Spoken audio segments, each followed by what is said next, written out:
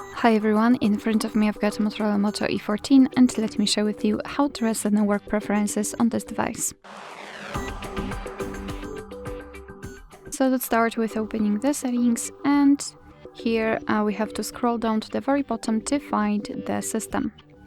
Then let's tap on reset options, which is at the very bottom of the list, and network preferences are divided into two different categories, two different options, so mobile network settings and Bluetooth and Wi-Fi, so you can decide what you want to reset. Basically the rule for both is the same, so simply tap on it, tap on reset settings, confirm it with your screen lock. Your device will inform you that you cannot undo this action, so be aware, and then reset settings. This is how it works. Let me reset the previous one, the other one, so the Bluetooth and Wi-Fi also. Tap on reset, and as you can see, we've got both reset. Alright, so that will be all. Thank you so much for watching. I hope that this video was helpful, and if it was, please hit the subscribe button and leave the thumbs up.